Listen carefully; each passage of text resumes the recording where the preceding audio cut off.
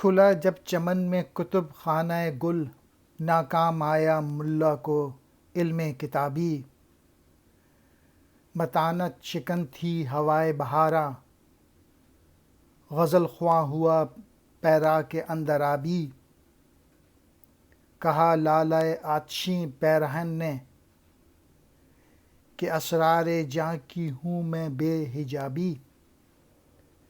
سمجھتا ہے جو موت خواب لحد کو، نہاں اس کی تعمیر میں ہے خرابی۔ نہیں زندگی سلسلہ روز و شب کا، نہیں زندگی مستی و نیم خوابی۔ کتب خانہ گل یعنی پھولوں کی جگہ مراد ہے۔ نیچر کو اگر سمجھنا ہے، اگر فطرت کو سمجھنا ہے، اس کا مطالعہ کرنا ہے تو وہ کتابوں سے حاصل نہیں ہو سکتا۔ آپ کو فطرت میں جانا ہوگا، نیچر میں۔ متانت شکن سنجیدگی توڑنے والی، ہوائے بہارا بہار کے موسم کی ہوا۔ پیرا کے اندر آبی یہ ایک قبضے کا نام ہے۔ جس وقت موسم بہار کی فضا آئی تو اس نے سنجیدگی توڑ دی، اور اس ماحول میں اندرابی بزرگ جو تھے وہ غزل خوانی کرنے لگے۔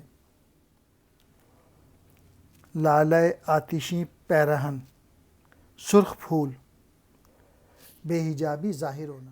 جب بھی لال پھول کا ذکر آئے اقبال کی پوئٹری میں تو سمجھ لیں وہ عشق کی بات کر رہے ہیں۔ تو اقبال کہہ رہے ہیں کہ جو عشق کی وجہ سے اور عشق کے جذبے کی وجہ سے انسان اپنی صلاحیتوں کو کھول سکتا ہے۔ جذبہ عشق انسان میں موجود ہونا چاہیے۔ اور تو اگر سمجھتا ہے کہ موت کی نیند آنے سے تو مر جائے گا تو یہ غلط سوچ ہے۔ انسان کو دوبارہ اٹھنا ہے اور اپنا حساب دینا ہے جو زندگی میں اس نے کیا ہے۔ اور یہ زندگی جو ہے وہ صبح اور شام کا نام نہیں ہے کہ بس عیاشی میں زندگی گزار دی۔ زندگی اللہ تعالیٰ نے ہر آدمی کو ایک مقصد کے لیے پیدا کیا ہے، اور اس کو وہ پرپس فائنڈ کرنا چاہیے اسے کیوں پیدا کیا ہے، اور پھر اس پرپس کو حاصل کرنا چاہیے اس مقصد کو۔ آخری دو شعر جو ہیں وہ فارسی کے ہیں۔ مین میسیج یہ ہے کہ عشق میں زندگی گزارنی چاہیے اور جذبہ عشق پیدا کرنا چاہیے۔ تو عشق کی وجہ سے خود روشن ہو سکتا ہے اور دنیا کو بھی روشنی دے سکتا ہے۔